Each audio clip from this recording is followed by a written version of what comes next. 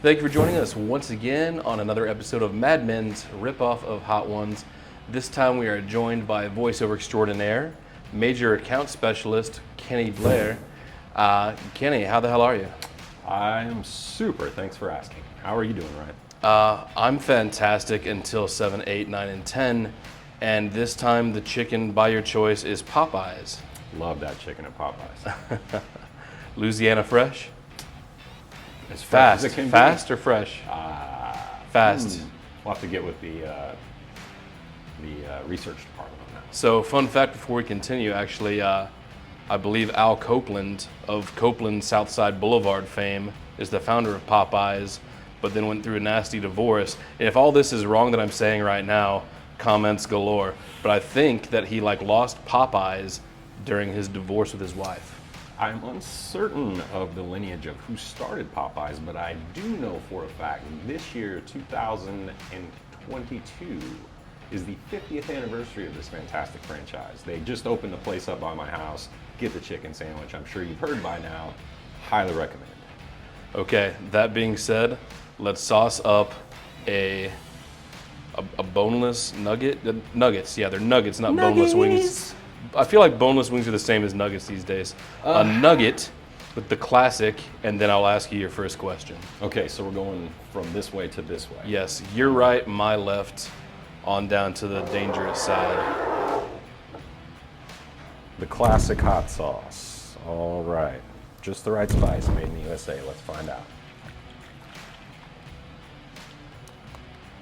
It's a little runnier too, so it'll probably come out fast. Ooh, that looks good. What do you, sir? Bully. Let's pick a bigger wing for this one. Anything special about this I need to know about going in? It's delicious and garlicky on this one, I think. Does Yeah. smell good. Garlic Does Fresno smell good. edition, because there are two versions. So, Ooh, cheers. you know what? I'm out. No, I'm kidding. That's kind of standard hot sauce fare. I do love that chicken at Popeyes. Yeah, it's the texture, man. It's good to go. A little flavor on it. I don't know, something. I was expecting a little more sweet heat out of that, seeing the consistency and the little flakes in there, but it seemed pretty traditional. It was okay. Well, this will be a layup then. All right. You recently celebrated your 8-year anniversary at Mad Men Marketing, Indeed. and your fellow coworkers took to social media and praised you for your sense of humor and your easygoing nature. Where do those attributes come from? Easygoing. Probably my grandfather on my mom's side. He's a real patient dude.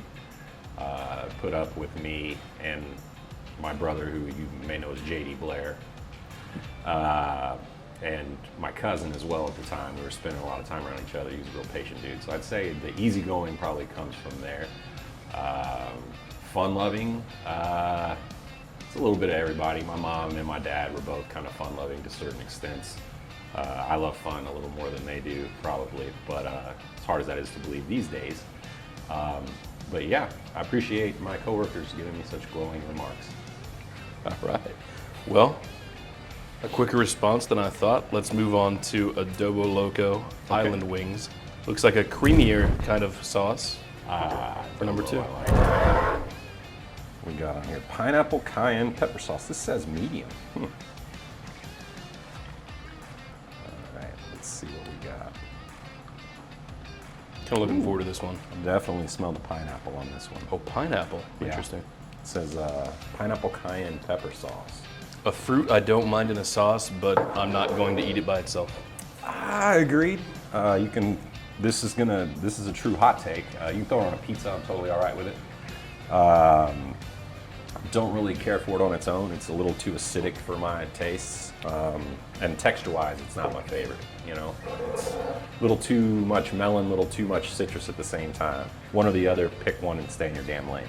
Alrighty, cheers. I'm taking Cheers. another big wing. All right, here we go.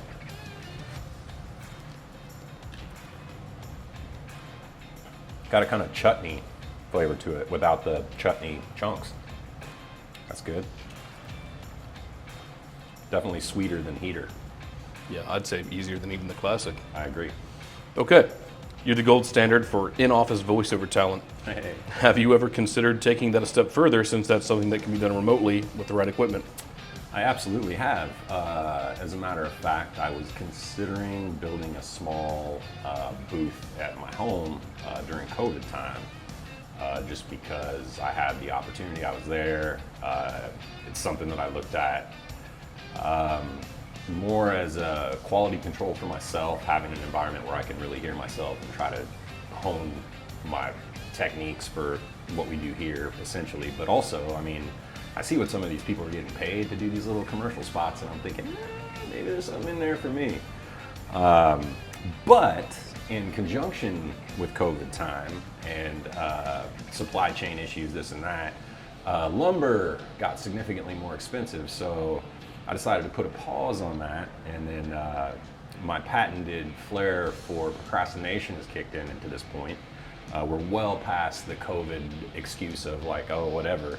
To where I probably have had multiple opportunities to get it done, but have just chosen to be lazy about it. So for now, the continued method is in my closet upstairs, surrounded by clothes with a comforter wrapped over top of my head, using an app on my phone and my laptop. Very, very high-tech stuff. Okay, I like it. So maybe something to consider in the future. Oh yeah, no, it's on the one-page business plan, or it was at one time. Having something to do with starting kind of a voiceover thing. I enjoy it. I feel I'm a good bit away from considering myself a voiceover actor, but it's fun, and I think I have enough raw ability for it to, if I put some effort into it, I could have a lot of fun with it. Maybe make some money. No, I agree. Okay. All right. Probably onto the sauce I'm looking forward to the most. Oh. The mezcaline. Mezcaline. You can imagine what might be in that. Oh, it's got the one of the characters, I think, from Tekken 2 on the cover. Maybe I'm disrespecting somebody's pagan god of something as well. I'm sorry if I'm doing that, but that's a cool looking bottle. I don't see anything about it saying it's going to be too hot to enjoy, but one of the names is Burns and McCoy, so we'll see. Mezcal Secret. Verde, all right. So maybe a little smokiness, hopefully. Definitely some smokiness, yeah. How about you? A little thicker, okay. Yep.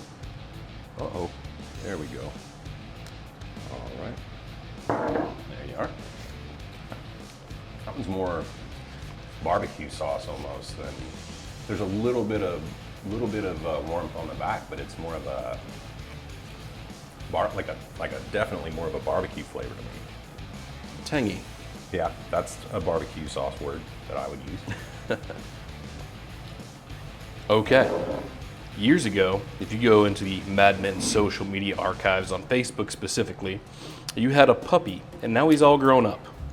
Tell us a little about your canine friend and how he's matured since its early days of romping around 111 East Bay Street. Oh, Mulvey, my boon companion.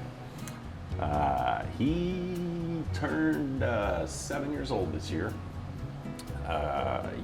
He was almost all black when I got him, had a little bit of white on the paws, and now he's a little bit of white on the chin hairs. Grown a little bit. He's about 70, 75 pounds now. The mentality is definitely still a puppy. He's very high energy, which is due to his lineage. He's got Belgian Malinois and Golden Retriever. My dad has his brother who favors the Retriever side more. Mulvey definitely favors the Malinois side more. He is all go all the time. Give me something to do. Give me something to chase. Let's wrestle. Can I bite your hand a little bit? Super great dog. Good family dog. Good protector of the house of any noise or any alerts that come through. But he's a dingus too. You know, he's a goof. He's got a tail of a damn stegosaurus that causes endless amounts of random damage around my house. If my wife sneezes, she bruises, so her shins constantly look like she's in a middle school soccer game with no shin guards on because of my dog's tail. But no, he's awesome. Named him after one of my favorite musicians, Midwest guy who lives out east now. His name's Peter Mulvey. Shout out to him if you get a chance. Check out petermulvey.com. I'm looking forward this year, maybe for my birthday, get myself an excuse to get him a little friend to get some energy out with. Yeah, another kind of smaller dog, maybe not quite a full-size dog. Maybe more a PJ appropriate dog. Like a Yorkie, is that what you think? Nah, I don't know. It depends. We're gonna have to see. I'm gonna probably just get a mutt again, but it'll be medium-sized mutt, maybe 25 pounds and less, something that can sit on my lap as a lap-sized dog instead of what Mulvey does, who at 70 pounds will jump up in my lap like he's a tiny dog, and he's not. So we'll see, but he's a great dog for sure. Okay. It takes us to kind of a fan favorite series, and it's a Hot Ones kind of exclusive, the Los Caliente series. There's like 3 variants. I guess with this season we have the, it looks like the Verde. I would They have guess by the color. They have a barbacoa and a rojo, so this looks like the Verde. Let's give it a go. All right. Yeah, it looks like it's the only Verde in the crew too, so. Oh, heat level 5 of 10. Ooh. I like this one. So, if you could slide the Quattro's radio jingle into any local business, who would it be? And just for the viewing public, after you answer that part of it, can you sing the jingle so the people at home who don't know it can see how catchy it is? I should know the phone number for the place that I want to use because it even fits with the jingle. I don't know the. Man, JD's gonna kick my ass. I was gonna say Expert Automotive would fit well with that. You want me to give you the phone number? Give me the phone number and I'll sing the jingle. It's 374-3373. That is the phone number. Okay. Dun, dun, dun, dun, dun. Call 3743. What? 3. One more time. 3373. Call 3743-373. Expert Automotive. It's ubiquitous. As long as the syllables match, you could use that jingle with anything, and you listen to it 3 or 4 times, that particular version withstanding, it's gonna stick in your brain. So listen at your own caution. Also highly recommend Quattro's Pizza if you're ever in Southern Illinois. On Freeman in Carbondale. He knows, he's been there, it's delicious. Okay, God, that was a short one, but I had to put that in as kind of a favor to myself. Oh no, that's a favor to me too. I'm always happy to pimp Quattros. Okay, got it. We're coming right along here. Let's go on to number 5. It sounds a little foreboding. It's called the Seventh Reaper. It should have been number 7 then, yeah. It's not, miraculously. Red Chimichurri, Carolina Reaper hot sauce. Ooh, I've heard of Carolina Reaper. That sounds I like fancy. chimichurri though. Looks like it's a little past 5 out of 10, maybe like 6.5 out of 10 or 7 out of 10, according to this sliding scale of no numbers on the side of the bottle. Oh, but it's from the charred depths of hell. So a crack from the flavor whip rings out across the plains. Man, I feel like I may have wrote this. Whoever wrote this, not bad. All right, let's see what we got.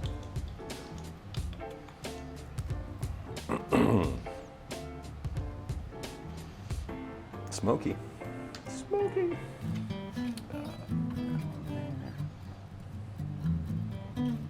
That's some kind of thickness on there. Yeah, and it's not like smell it and make your eyes water, so maybe it won't be too bad. Well, okay. Let's give it a go. Cheers.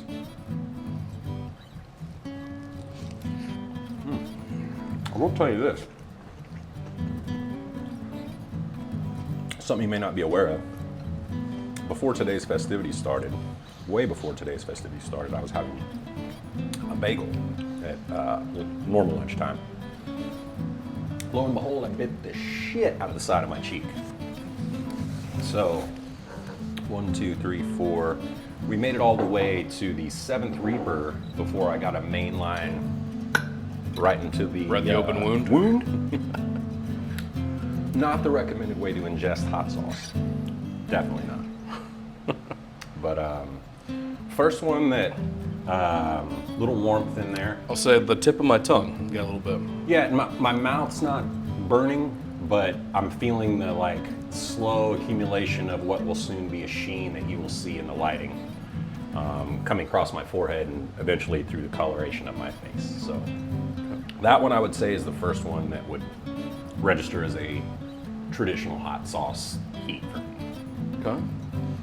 As an avid concert goer, what's your holy grail for a concert venue? Not necessarily the band, but a place that you haven't been to yet that you would like to see a show. Okay, that I haven't been to yet. Really would like to see a show at Red Rocks in Colorado. I think that's a lot of people's high on their list as far as venue specific, going more for the venue than for the show. Is it built into a mountain kind of thing? Essentially, it's not quite as majestic as Gorge up in Washington. That's really something else, coming over the hill and seeing that amphitheater just sitting right there in the middle of this gorge where this river is. But Red Rocks is essentially, I believe, kind of right up in this little area in the mountains, but it's a much smaller facility. So the gorge, I'm pretty sure you can get 20, 30,000 people maybe in there, maybe more, probably more, considering the area. I'm not 100% sure. But Red Rocks, I think you're closer to maybe 7,500 to 10, 12,000-ish, something like a smaller basketball kind of like arena. a Daly's place kind of vibe almost. Maybe, yeah. But again, numbers off the top of my head, I don't know. I just know it's a significantly smaller venue. The reason I know that is because one of my favorite bands, the one I've seen the most live, Dave Matthews Band, played there a few times, mostly through the 90s, and they dipped back in there one time in the mid-2000s, like 2005, I think it was. But the main reason they don't go back there anymore, from what I understand, has to do with the pain in the ass that it is to load in and load out of that place because of how small it is. Not just for the guys loading the stuff in and out, but just being on the stage. The band has a couple more people involved and there's other stuff. So if I was going to pick one that I know of, that would probably be the top one. I'm sure there's a couple other venues, globally speaking, that I wouldn't mind going to check out, but I'm not familiar enough with any particular one off the top of my head that it jumps to the forefront. So I'm going to say Red Rocks in Colorado would probably be my next top venue to go see a show. Okay. All right. Sure, the fine people of Colorado looking forward to having you.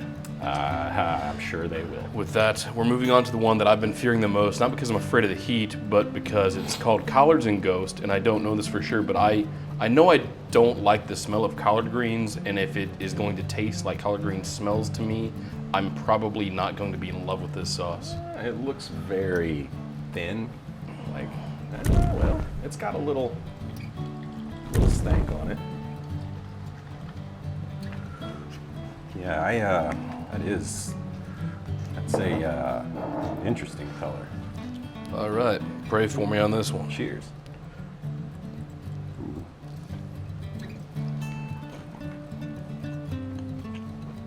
Here's my long question. Okay. When it comes to golf, you and I share something in common. Neither of us are good enough to even be allowed to play the stadium course at Sawgrass, where the big dogs play every year. But I've played it 2 or 3 times, and I know you've at least played it once. That time where we had a dedicated caddy. Do you ever see yourself dedicating the time to focusing on your golf game as you get older, since we live in the midst of a golfer's paradise here in Northeast Florida? I absolutely do.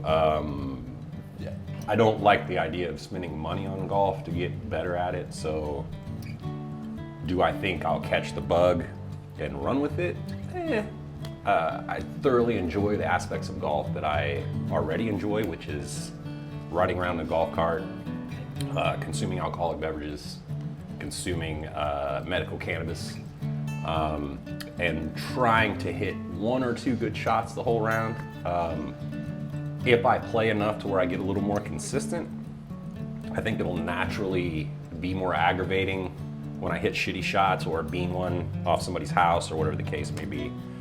But just as I get older, the concept of twisting and flexing and bending without and snap, crackle, pop, and You know, like, oops, I dropped my soap in the shower. When I bent over to pick it up, I wrenched my back, and now I can't twist or sit comfortably for the next 3 weeks. So the whole use it or lose it thing is fully kicked in. I don't see myself hopping into a pickup basketball league anytime soon, or another beach volleyball league as what we used to do in the 20s, which was a good time. But yeah, I think the natural curve is to get into golf more as I get older, just because I think socially that's going to be something people I'm around will be doing. And like I said, I already enjoy it for what I enjoy it for now. So I see myself trying a little harder. Eventually I need to get like a full set of clubs. I have, you know, my patchwork clubs that I've had for a long time, most of them. The irons that I have, Ryan Elder, shout out, class of 96, DuQuoin High. He gave me some clubs in the 90s that I still use. So Okay. that tells you my commitment to enhancing my golf game, or how often I go play. A putter I got from another friend. The bag I got from another friend. The driver I got from a different friend. So it's literally like I'm the goodwill of anyone's hand-me-down golf stuff because they want me to go with them, and I'm like, well, I don't have this. They're like, well, now you do, let's go. So Okay, I am looking forward to this next one, number 7, we're getting purely there. based upon the name. And I'll tell you why as you sauce up your wing. Okay. You're a mythology buff like myself. I am. Tyrfing was a sword in Norse mythology, and this guy had it made by things like dwarves or something like that, master smiths and so forth. This guy called Odin's grandson, not just this guy. Go ahead. And when the wielder of the sword used it, it would kill him. So it was a cursed sword. This is probably cursed hot sauce. Highly impressed, highly recommend. That's some good stuff. This will take you back a couple years. How badly do you think East Bay Street needs a cool coffee spot like what we had with Urban Grind when Stacy was running it? Man, I didn't know this was going to turn into a like dramatic, suddenly melancholy memories. Yeah, I miss Stacy and the crew down there. I kind of started working at the shop a little bit, and then COVID came. So by the time Stacy transitioned out, I didn't get a chance to go in there and tell her bye. But no, that was my spot. I was going there twice a day. You know, scones, delicious, homemade stuff that they made fresh all the time. Wraps, salads, sandwiches, all that stuff was good. No offense to the current owners of Urban Grind. I haven't been back down there in a while since you guys have owned it. I'm sure it's still pretty cool. But for me personally, I just had a good connection. It was that reminded me of the small town vibe. Growing up in Southern Illinois, going to Mark's Bakery, you know, cut study hall first hour to go get donuts and cookies and everything else. So yeah, it would be swell to have another little spot like that within walking distance of here. D&G is a great spot. I don't really go there for coffee, but it's right next door, and I would, you know, highly recommend D&G as well. Okay. And then there were 3. And yeah, just I guess let's do it. Here's my tiny little chicken nubbin for this one. I did it wrong. I saved the 3 biggest ones for the end. Oh God. Well, All right. carve out like a little quadrant of a piece of chicken for this one, and just The bomb evolution. What are we be as talking brave about? as you want to be. Red hot chilies have evolved. This all sounds like marketing bullshit. Tell me what kind we're dealing with here. Just says red hot chili peppers. Nice. Socks sold separately. Although I see a lot of different versions of garlic in here. So I think it says like 136,000 Scovilles, and the other ones are all vastly I was like, aren't they beyond millions that. or something? Yeah, the last one's like 2.5, but like Alright, this one, for whatever reason, it's the gut punch. Well, I mean, it depends. It's, you know, we've engaged in bourbon tastings more than once.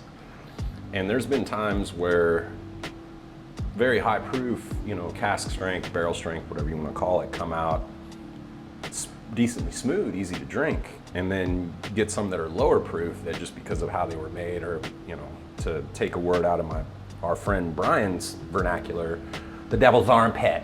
So, you know, I'm sure it has to do with the mix. But yeah, I don't know. To go from like in the 100,000s to in the millions, I feel like should be a little zestier, you know? Ooh. Oh, you said ooh. That every time you make those noises, it frightens me. Okay. Paranoid about getting anything on my fingers. You have something to drink right now? I do. Okay. I do. It's sitting there in that beautiful coffee mug from Mark Spusta, artist that I'm a big fan of. MarkSpusta.com. You cannot find this there anymore. He's unfortunately sold out, but I was quick enough to get one. It's a great little mug. Okay. So something 100-ish thousand Schofield index. Cheers.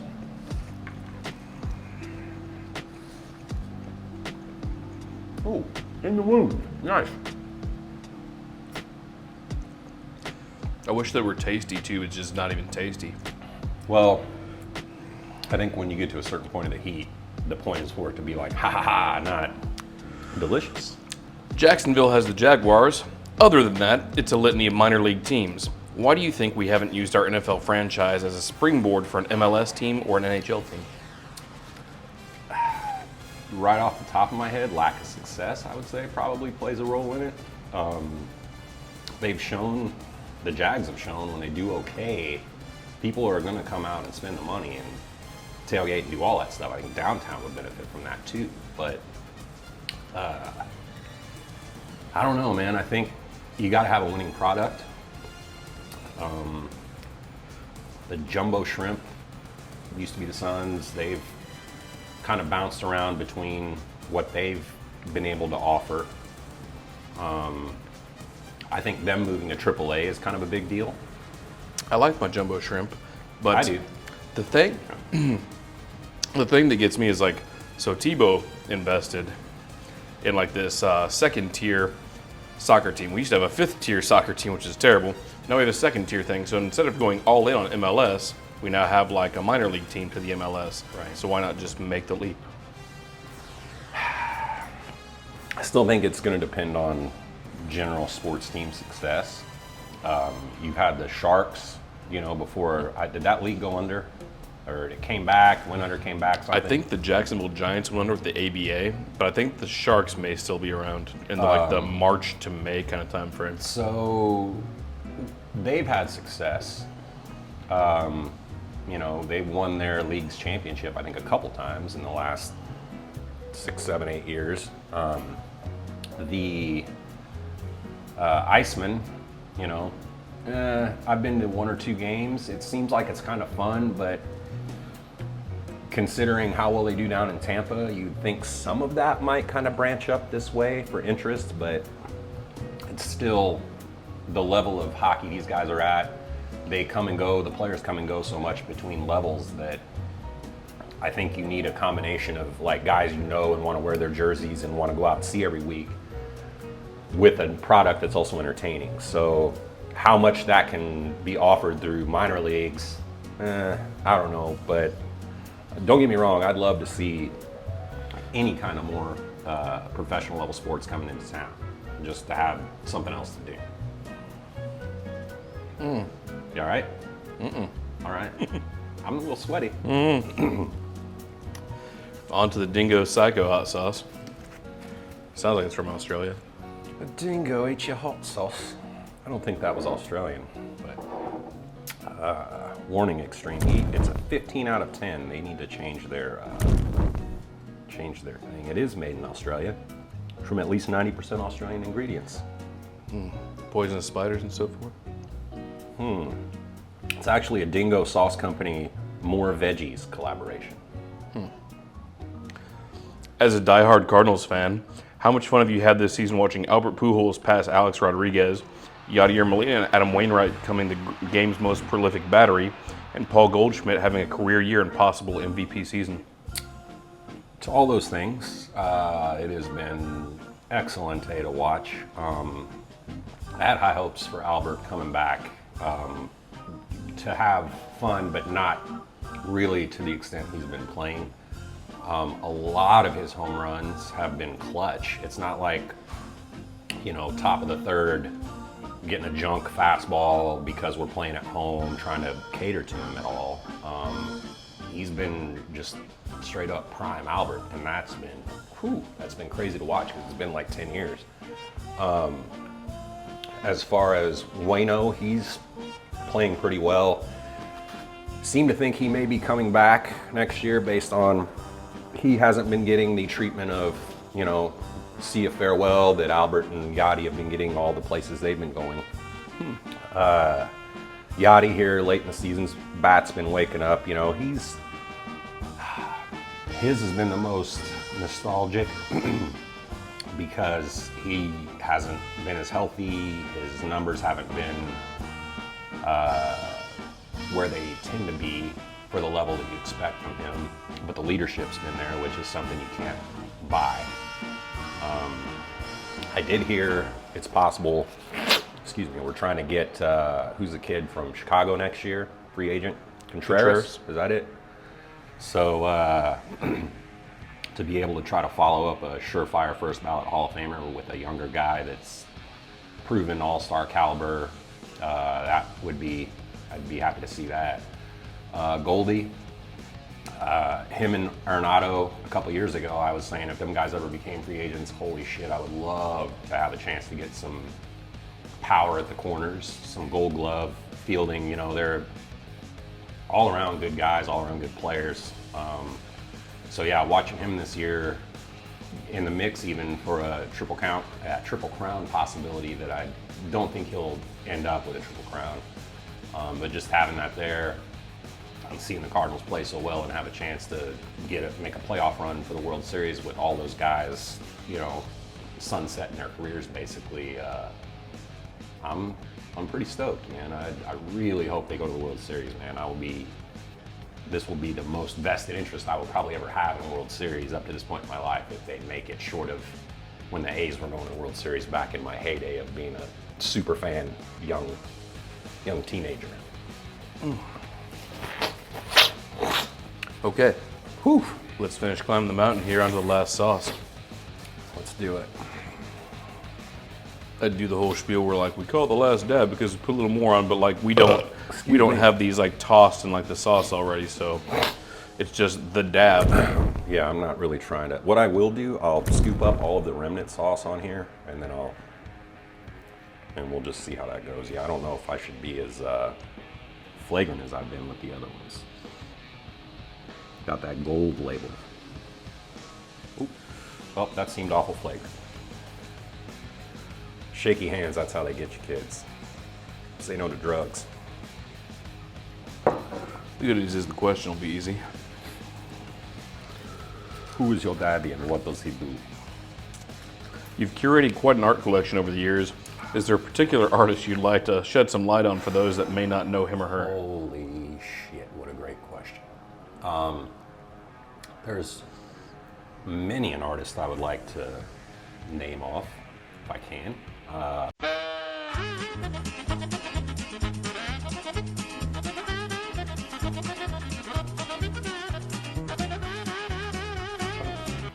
Talked about this mug that I just got from Mark Spusta. He's fantastic. Who else do I want to tell everyone about? Jermaine Rogers. He's a great dude, great artist. Local here to town, as a matter of fact. Nathaniel Diaz, bourbonsunday.com. Check him out. Probably could even get him to do one of these if we asked him real nice. Who else? Tyler Stout, that's one a lot of people know. He's pretty well known. James John. I'm sorry, James. I don't know how you say your last name 100%, but I have a good bit of your artwork. I find it to be great. Okay, well, you've done it. I did it. I don't even know. Did you touch your drink at all? I moved the cup around. I didn't really drink anything. Wow, only the second person to do it. Oh, I'm fancy. It's like a no-hitter. I realized about the seventh one when you were saying it was going to get crazy. I'm like, damn, I haven't taken a sip yet. Maybe I should try to tough it out. So then I was trying to be cool. Quite a bit of moisture. I told you there'd be a sheen. I mean, I'm a little sweaty. I'm known to be a sweater. So as a very cost-effective reward, either the camera you've been looking into the whole time, the one I've been looking to the whole time, or this one that's splitting the table here, you know, tell anyone about an initiative you may have or something you'd like to tell the folks about that I haven't prompted you with, whatever you like. Be cool. That's my agenda. All right, good show. Thanks, man. Glad Sir. I finally got to do this.